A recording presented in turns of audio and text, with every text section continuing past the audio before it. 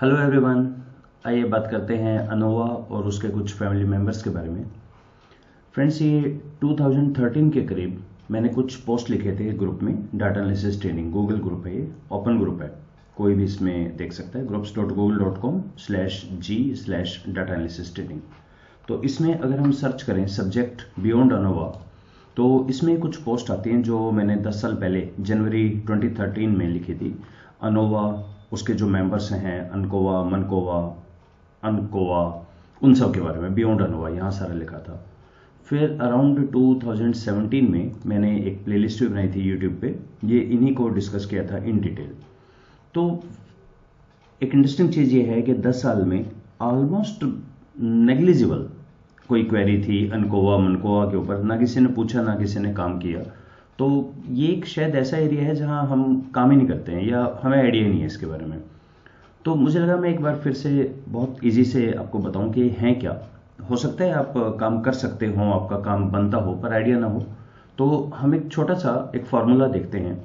Formula है हमारा NVMANCOVA, यानी ये एक टेम्पलेट है बहुत सारी चीज़ों की। देखिए यहाँ पे n का मतलब है हमारा, हम ये कहेंगे आपके कैटेगोरिकल इंडिपेंडेंट वेरिएबल्स कितने हैं, 1 है, 2 है, 3 है, ऐसे। m का मतलब है आप m यूज करेंगे अपनी टेक्निक में, टेक्निक के नाम में, अगर इंडिपेंडेंट 1 से ज्यादा है। अगर इंडिपेंडेंट 1 है तो m नहीं आएगा, 2 है, 3 है, डिपेंडेंट अगर 1 से ज्यादा है तो m आएगा। अगर डिपेंडेंट 1 ही है तो ये नहीं आएगा। और अगर आपके काम में आपने कंट्रोल वेरिएबल लिए हैं, मीट्रिक कंट्रोल वेरिएबल, तो c आएगा, वरना नहीं आएगा। एक एग्जांपल से देखते हैं। मैंने कहा कि मेरे पास सेल्स है और कुछ सिटीज हैं, लाइक दिल्ली, आगरा, मुंबई। क्या मैं देखना चाह रहा हूं क्या जो मीन सेल्स है वो 3 सिटी में सेम है या नहीं है। आइए चेक करें कितने कैटेगोरिकल इंडिपेंडेंट वेरिएबल है। वेरिएबल 1 है, उसकी कैटेगरी 3 है, राइट। वेरिएबल तो एक ही है ना, सिटीज। तो यहाँ पे n की जगह 1 लिखें, 1 वे। डिपेंडेंट कितने हैं, 1, फिर m नहीं आएगा। कोई को कंट्रोल लिया आपने, नहीं लिया, तो ये बन गया 1 वे अनोवा, यहाँ 1 वे अनोवा लगेगा। इसी चीज में हम हल्का सा चेंज करते हैं कि sales depends on city as well as gender.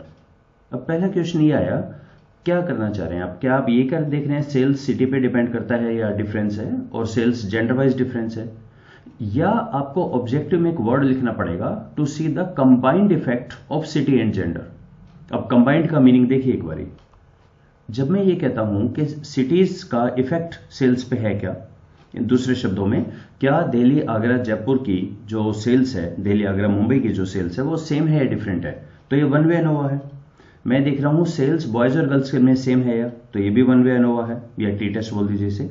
जब मैं कंबाइंड इफेक्ट बोलता हूं, इसका मतलब है दिल्ली के बॉयज दिल्ली की गर्ल्स, आगरा के बॉयज आगरा की गर्ल्स, और मुंबई के बॉयज मुंबई की गर्ल्स, जयपुर के बॉयज जयपुर की गर्ल्स, इनमें आपस में डिफरेंस है, यानी कंबाइंड इफेक्ट है। मैं सिर्फ जेंडर की बात नहीं कर रहा, जेंडर भी कौन सा, सिटी वाइज देख रहा हूं मैं। तो यहां पर इनका क्योंकि कंबाइंड इफेक्ट देख रहे हैं, इसको इंटरेक्शन भी बोलते हैं। यहां हमारा पुट करें अपने फार्मूला में, हमारे कितने कैटेगोरिकल इंडिपेंडेंट वेरिएबल हैं, 2। कोई डिपेंडेंट कितना है, 1 ही है, m नहीं आएगा। कोई कंट्रोल है, नहीं, तो ये बन गया 2 वे अनोवा, यहां 2 वे अनोवा लगेगा। Okay, interesting. आगे देखते हैं। मैंने ये कहा कि ओके सेल्स डिपेंड करता है इन पे, लेकिन कंट्रोलिंग फॉर एडवर्टाइजमेंट, क्योंकि ऐसा हो सकता है दिल्ली काफी बड़ा है तो उसमें एडवर्टाइजमेंट ज्यादा होती हो, जयपुर में शायद, आगरा में कम होती हो। तो एडवर्टाइजमेंट को कंट्रोल करने के बाद ये इफेक्ट चेक करें, तो क्या हो जाएगा, यहां पे 2 वे, m नहीं है, अनकोवा हो गया, ये 2 वे अनकोवा। आगे चलते हैं। अगर मैं ये कहूं sales and goodwill together depends on cities, मैं सिटी के लिए चेक करना चाह रहा हूं।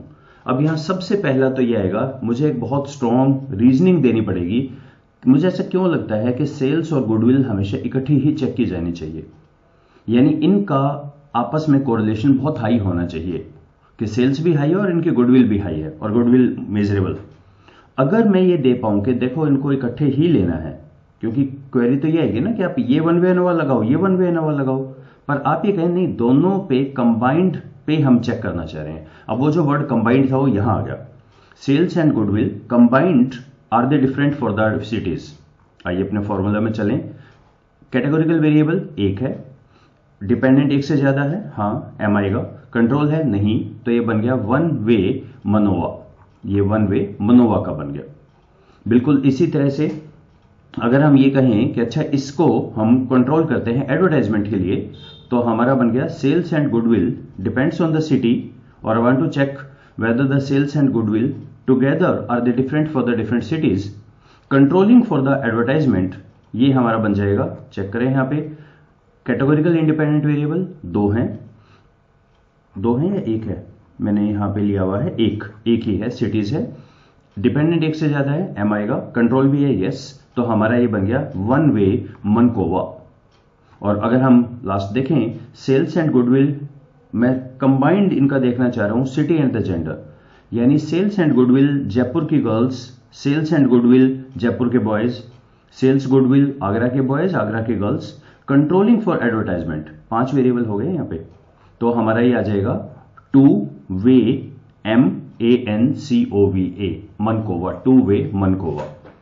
तो आप जब भी काम करें, आप देखिए अपने काम में किस तरह से आप चल रहे हैं, क्या आपके पास बहुत सारे वेरिएबल हैं, कंट्रोल वेरिएबल का कंसेप्ट है क्या, कंबाइंड इफेक्ट देखना है क्या, डिपेंडेंट के अंदर है क्या, तो आप यहां पे अनोवा के बियॉन्ड जा सकते हैं।